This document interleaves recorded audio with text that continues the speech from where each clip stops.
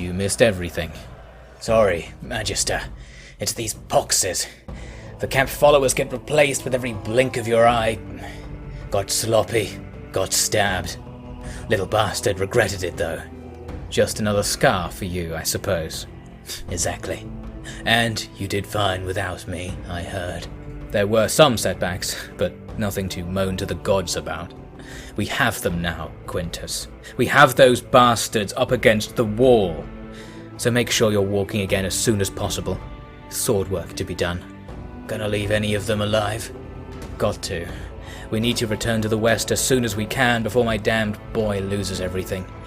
No time to give them what they truly deserve. All we need to do is rule those who rule the masses. The Sassanid High King needs to be on my leash. That will end the war overnight and make Rome master of the entire East. You really know how to tempt a man, Magister.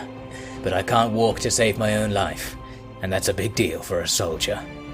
My nephew is here from Ctesiphon. He'll marshal your men for you.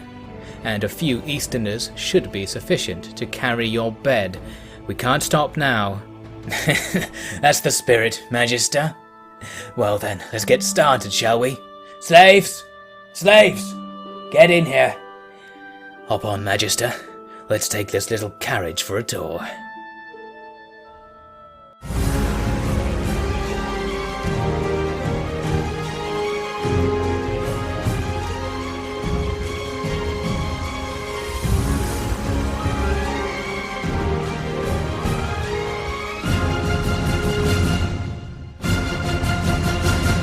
Welcome back to Fields of Mars. Last time we pushed further into Sassanid territories and were able to deny them a couple more regions, leaving them with only a handful still under their control. We then also brought our main force under Eutropius the Younger to hit the front with the Alamans, pushing their forces back, although they immediately just switched focus onto Lugdunum, so we've still got a problem to deal with there. Then we saw a major battle against the Sassanids, taking out pretty much everything they have left at this point. We've got some Anicius switching to do. We need to trade Anicius Piso out for Anicius the Younger, giving him back his old army, and he's going to immediately use it to fight some rebels who took over one of our sacked settlements. Since there's no garrison, the rebels can just take over while you're not there, so we'll just quickly reverse that situation. Now it was time to advance again against the Sassanids, but unfortunately someone's been misdirecting our armies, and that's been reducing movement range, so we can't actually come up with our second army. Only Septimus is really in range to make some attacks against the enemy. But that should be enough. I decided to just send him on his own, and the second army can just wait around for a bit. First, we initiated this battle with a large number of the remnants from the previous battle with the Sassanids. We need to kill all these armies because they're just going to replenish and re-recruit, and in 2 or 3 turns the enemy will be back to full strength, so we do actually need to finish them off here to have any chance of gaining a lasting advantage. So we quickly night attack this first army, get rid of that, no problem. Now I need to do the same thing to the other armies, at least in theory. The problem is they didn't feel like hanging around. I started attacking and they're just running off here.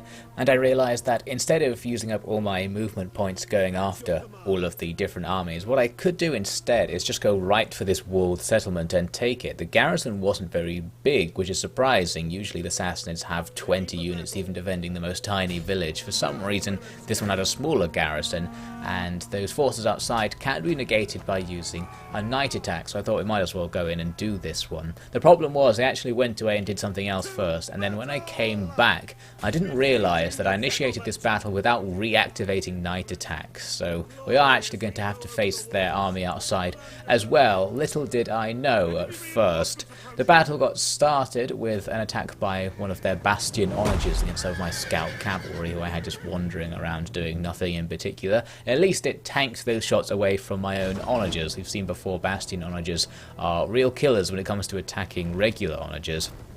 Fortunately, this time things were reversed. We were able to take it out with our first volley, and now we can switch to using our own siege weapons to focus on their towers and their walls, just getting ready for a siege assault, making lots of gaps that we can use, etc. And one of their towers goes down pretty much right away here to some regular shots. Forgot to turn on the flaming shots essentially with these onagers. They do more damage if you use the flaming shots against buildings.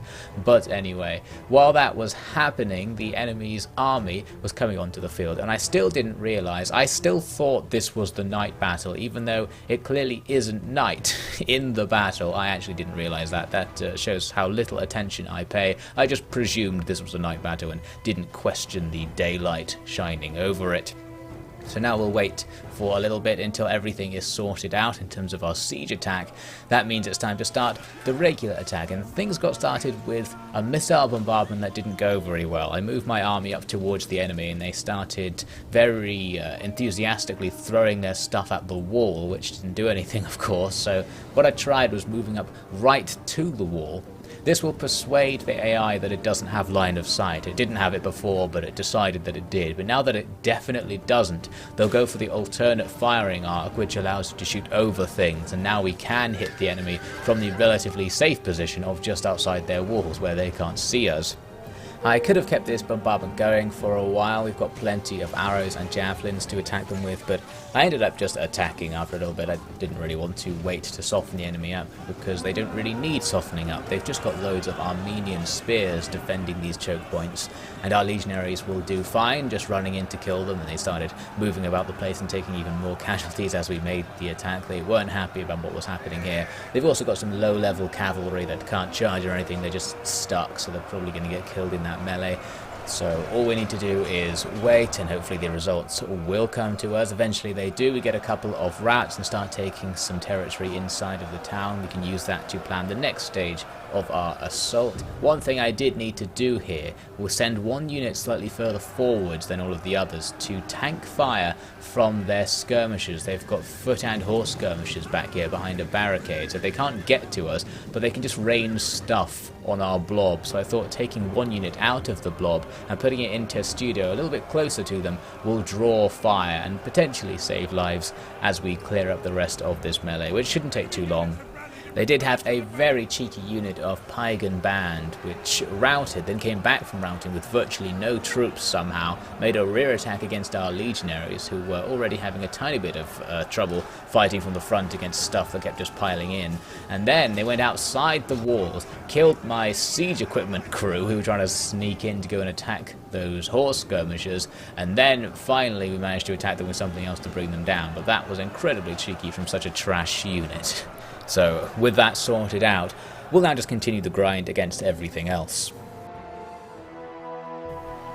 I returned to duty with no fanfare.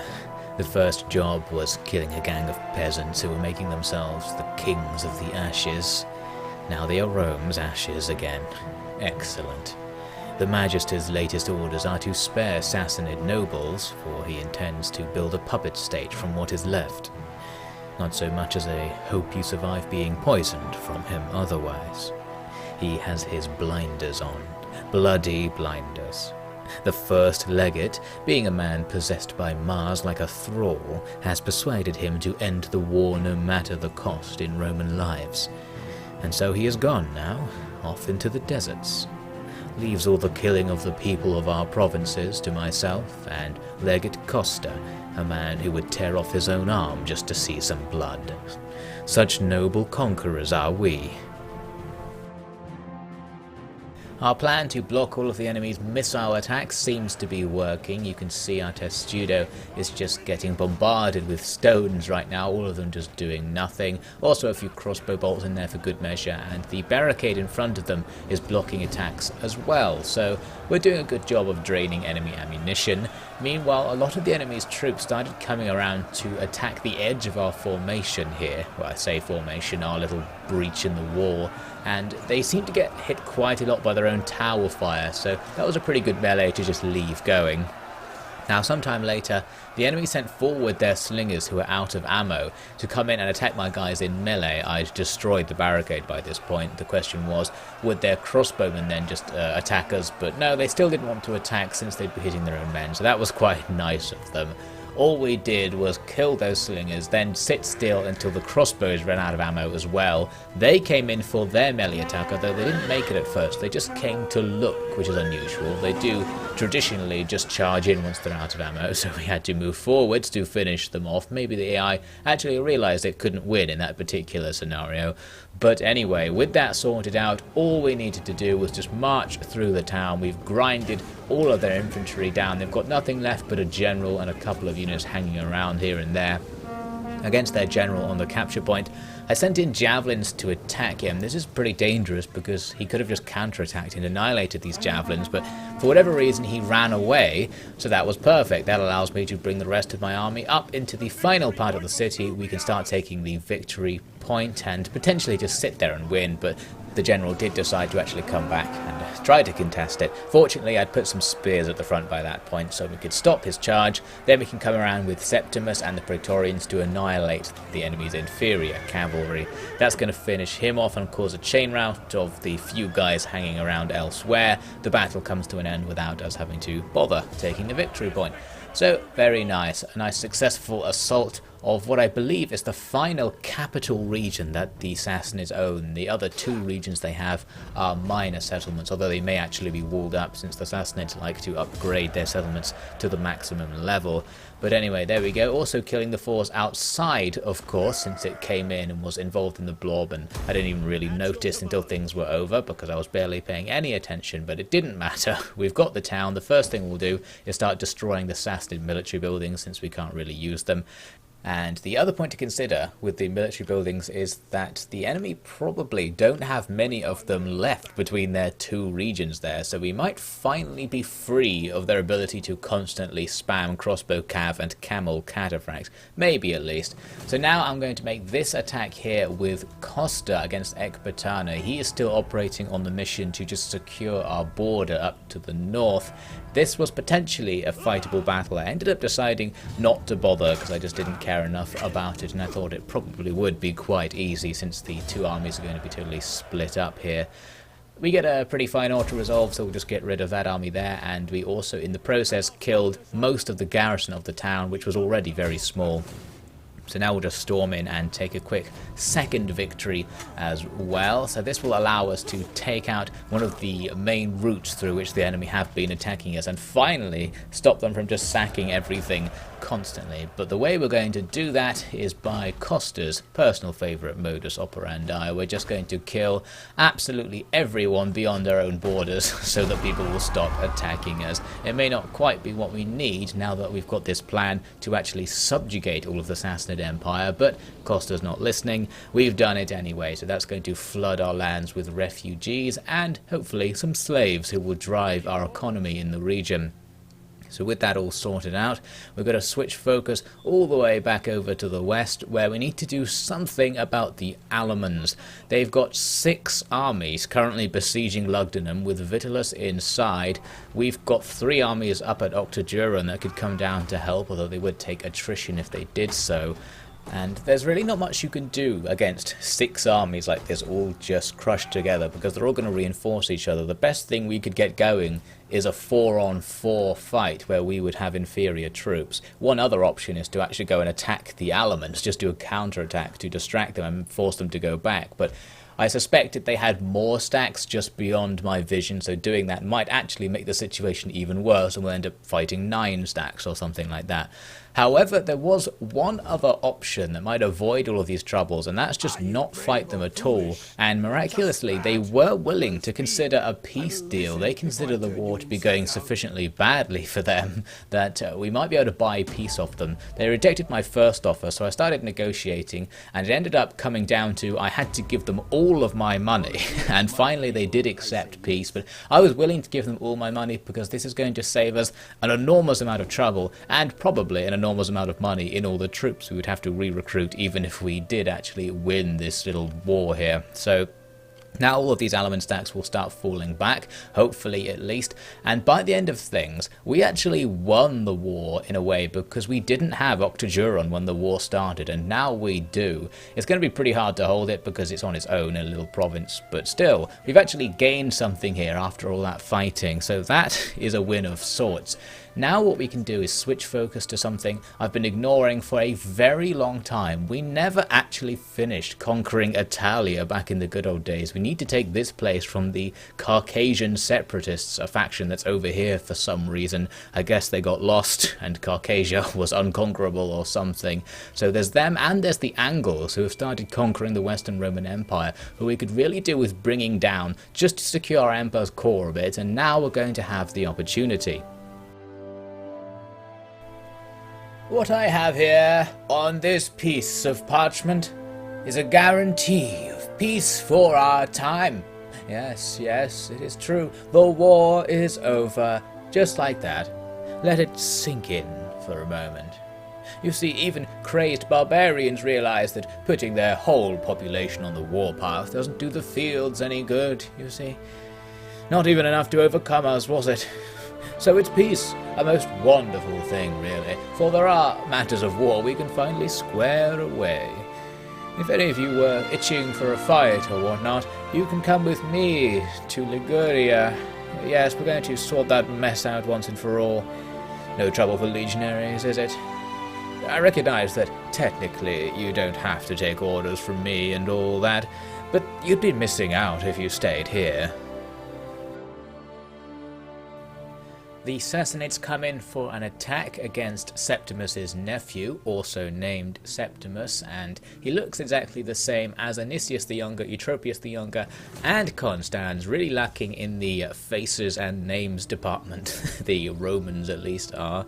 So we get a chance to see what the enemy have. It's 4 small armies who all together managed to get an even balance bar against us here.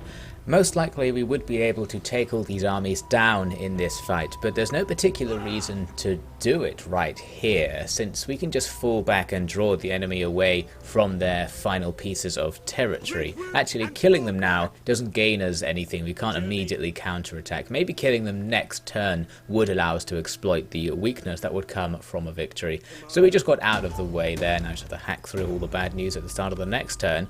I thought I would now go back and attack the armies still standing there, but we've had our movement range absolutely destroyed by some agents, so we can barely move at all. I managed to step out of the attrition that I accidentally retreated into previously, and yeah, we'll have to just leave those 2 armies standing there now. I wondered if we could get our allies here in on the war, because these allies you create don't have any diplomatic ties to anyone but you, so we can now ask them to join against the Sassanid Empire. It's a pretty small ask now that they're much less powerful than they previously were, but even offering them a load of money, they're not willing to go for it. Sometimes single region factions will join wars against gigantic empires. I guess they just weren't feeling particularly stupid today. So we'll just move on with Septimus and continue our rampage. We don't care about holding the territory we're taking. As long as it doesn't fall back to the Sassanids in any kind of permanent fashion, it doesn't really matter what happens to it. We'll just continue on and try to get them out of all of their territory. So all we have to do is auto-resolve this little pagan band stack. I can use Night Attack to get rid of the army that was standing outside the settlement, so that's nice and easy. We'll walk on in, and you might have seen me just before the battle there checking to see what buildings were in here, and I noted there's a recruitment building in here for the Sassanids, so it's nice to take places that are going to deny the enemy the ability to recruit things, and we'll immediately destroy them ourselves since we can't really use them. So with that done, there's now only 1 Sassanid region left. It's now their capital. It's right there. We've got forces to its north and its west, and while we know the enemy have armies left, we know they're nothing significant. So more good news is that Verus is now back in action, so he can replace Septimus Pollio there, so we'll have our high-level general ready to use once he can move again. Now, while all that's been going on, you might wonder what Paulus has been doing with our other legion in the area. He's just been marching up and down along the border on the northern edge of Arabia, because the enemy kept trying to invade in, but his presence kept also forcing them to fall back. So nothing actually happened. The armies just maneuvered about, and here you can see I'm even just leaving the enemy right on our border to go kill rebels, because I'm so sure they're not even going to bother attacking us at this point. They're just too scared to go for it. So now we're going to jump all the way over from the deserts of Persia to the icy wastes of Europe right now to see what Eutropius the Younger can do. We need to take Segusio from the Caucasian separatists. They are not allied to anyone, which is very nice to see. They're also Latin Christianity, Roman-style Christian, so that's going to trigger us just a little bit. We definitely want to attack them now. I won't bother getting any allies in on this. They will not be required. These guys only have 2 regions and they're split up, so it's a super weak arrangement. I actually lose some of my trustworthiness for doing that. I think I might have actually had a non-aggression pact with them or something and just not remembered it because it was from 50 years ago or whatever. But anyway, it doesn't really matter. We'll just carry on with Eutropius' main force and storm their settlement. Just a load of Armenian spears, very far from home out here, and in we go. So finally, we now have all of the regions in Italy after a very long reconquest with a big delay right at the end there. So with that sorted out, we actually don't need to do anything else against the Caucasian separatists. I can't be bothered to go after their other settlement because it's out on its own somewhere. We don't want it or particularly need it. So I'm just going to go right back into peace with them, and they actually agree to that. So that's all very nice and tidy. My authority stems from my office, good man. Negotiating war and peace is the least of my abilities as Magister Militum in situ. I hadn't heard of it either. It's an invention of our Senate. You see, I am to be Magister Militum upon the death of my father, and like a prince to a king, that alone gives me certain military powers, you understand? So then I can guarantee that the peace will be upheld, most assuredly. You will keep your little domain out there, free to smell however you wish.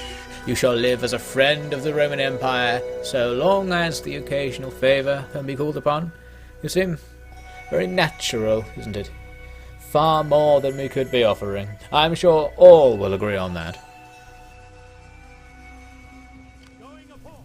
With the matter of the Caucasian separatists settled, we now need to deal with the Angles. They've got territory in Gaul and they're threatening to take territory in Iberia. It would be nice if we could stop them to save our ally over there and gain some leverage over them.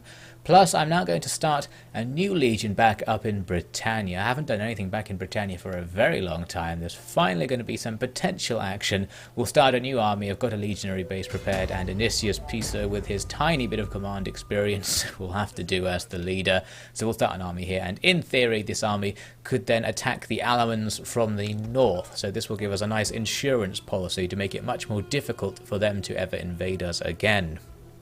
Now Verus is going to find that he's been put right back into the action because those Sassanid armies from before come for another round. This time the balance bar's more in their favour. I don't know if they recruited some mercenaries or something, but anyway, we've got a fight on our hands and I am going to take it, even though, just like last time, there's no real reason to fight them when they're all combined like this. We could just run away and maybe look for an easier fight, but I decided that not only does Verus probably want to fight to mark his return to glory, but it would be nice to give the Sassanids a chance to beat us now that they're on their last legs. Let's see what they can do with all of their combined strength. We're in a fort, that's going to make our life easier. We just have to defend the choke points with our testudos, so a lot of the enemy's cavalry and ranged attacks will have much reduced effectiveness. I sent some cav out to attack some of the archers that were harassing us early on. I didn't realise because of the misty day that the rest of their army was right behind them, so those cav will end up getting caught up in a moment. So while that's happening, they're just going to plough into one of the entrances to the fort and get this fight going. One of the main advantages I'm going to have though is that these blobs of enemy infantry will be easy targets for our large onagers, especially once they're all blobbed up right in front of us. I can use the manual fire mode to very carefully attempt to not hit our own men and damage the enemy. There's our cavalry in the background getting overwhelmed. I managed to flee some of them out there, but that's not really the main focus. You can see him already thinning the enemy out with these onager attacks. Thinning isn't really the right word, cutting them in half. There was a bad shot that pretty much hit our own men, but overall we're doing extreme damage to the enemy with these attacks. This is very effective. I can also throw shots out at some of the things coming in from the outside, since then I can use the regular fire mode, don't have to do it manually, but everything is just pooling together on this one choke point. They're doing this in the hardest possible way for themselves and the best possible way for me, because as they bunch up here, they are just a perfect target. We can now drop explosives into all of these cavalry units, including very heavy cavalry units that are nice valuable targets to take out, perfect things to hit with these explosive shots that just demolish stuff regardless of armor. So because of this, the Sassanids are effectively going to throw this battle away, and we are just going to kill them by the dozen with every attack, while our Testudos holding them in place won't be taking that much damage at all.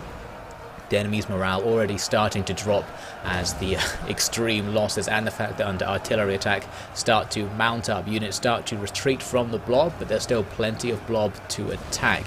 We also need to try and take out some of their skirmishers at the back, but there are so many things in between us and them right now, they probably don't have line of sight, so I doubt they were doing much damage to us. Here we are a tiny bit later, and one of the shots falls into the blob and kills the enemy general near the front, and you can see we've also killed pretty much everyone else. At least half of the enemy attacking us here have already been killed, and now the rest are going to start shattering with their general dead and all of the morale debuffs from this attack stacking up. They're in huge trouble. Starting to hit guys outside the fort now, all of these bunched up skirmishers. Not the best target for onagers, but we might as well, because we've killed most of the heavier troops. We can just start inflicting huge casualties on the enemy as they retreat. Plus, Varus saw his opportunity to go out and get some kills with the Praetorians. We can just smash through this unit of Javs. They rout instantly and we'll just kill them as they go, and he can carry on to attack more shattering units. There are still units fighting. Of course, things like crossbow cav always refuse to rout, so we'll have to wait for them to run out of ammo and such to get rid of them and try to damage them with the large onagers if we have spare ammunition. But overall, this is just going to be an absolute slaughter, an extremely embarrassing final battle for the Sassanids, I must say. Varus going out with the Praetorians to kill everyone in the retreating column just to really hammer this home. We don't need to do this, but we just want to. More are killed as they are hit by explosives, attempting to escape from the fort towards the end when everything finally chain routes. That's going to bring the battle to an end there in a heroic victory. We defeated all four of their armies with minimal casualties on our side, and especially minimal casualties among our heavy infantry, most of which didn't take part in the fight whatsoever, just 2 units holding off the entire enemy army.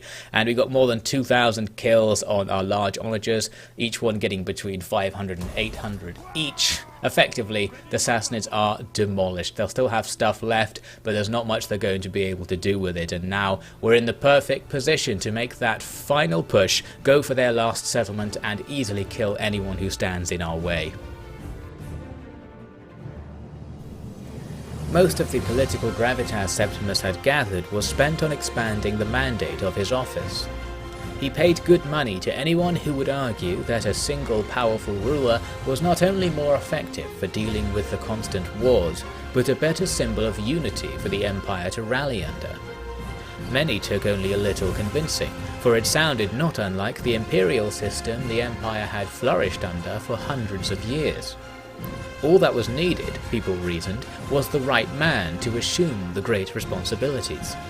Septimus made a strong case for himself to be that man, and was able to point out that his family produced prime candidates at every branch of the tree. They were an imperial family in all but name, without too much reputation for corruption or madness, just what Rome thought it needed.